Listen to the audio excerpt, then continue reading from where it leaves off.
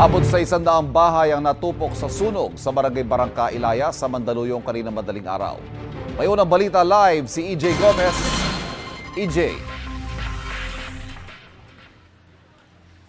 Ivan, patuloy ang pag-apula sa sunog na sumiklab pasado alas 2 ng madaling araw kanina dito sa Barangay Barangka, Ilaya, Mandaluyong City. Ngayon na maliwanag na, far under control na ang sunog na nagpahirap daw sa mga bumbero dahil sa nag-iisang maliit na eskinitang daanan. Isang sunog ang gumising sa mga residente ng Barangay Barangka, Ilaya sa Mandaluyong pasado alas 2 ng madaling araw. Agad itinaas sa unang alarma ang sunog at umabot sa ikalawang alarma pasado alas 3 kanina. Ibig sabihin, hindi bababa sa 8 truck ng bumbero ang kinailangang rumisponde. Kanya-kanyang bitbit na mga gamit ang mga apektadong residente. Sa amin, papeles lang. Mga ID, papeles lahat. Yun lang. May ilan na wala talagang naisalba, kundi ang kanilang mga alaga sa bahay. Bigla ko lang dinampot yung aso ko. Yun lang dala-dala ko. Sabi ko lang sa anak ko, sa manugang ko, huwag na kayo magdala, buhat. Takbo na tayo palabas kasi masikip ang daan namin eh. Pagka magbubuhat pa kami, matatrap kami.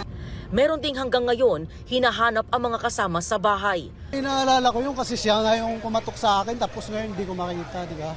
Pagkakita ko na sobrang lakas na ng apoy tsaka sobrang liwanag na, dinampot ko lang tong bag ko eh. Etong ito lang nadampot ko. Tsaka itong papel kong ganito. Ayon sa barangay, aabot sa 100 bahay ang natupok ng apoy. Sa evacuation center sa covered court muna pansamantalang mananatili ang mga apektadong pamilya. Ang mga bahay po kasi dito puro light materials kaya madaling sumiklab yung apoy. Sobrang hirap po kasi nga po, iskinita po eh. Tulad po ng bomberon, nahirapan po sila pumas dahil po sa masikip nga ang daan.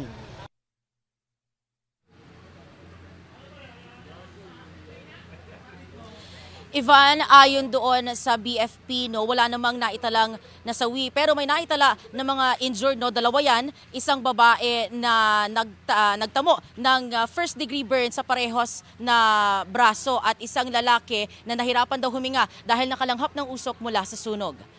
Yan ang unang balita mula rito sa Mandaluyong City. EJ Gomez para sa GMA Integrated News.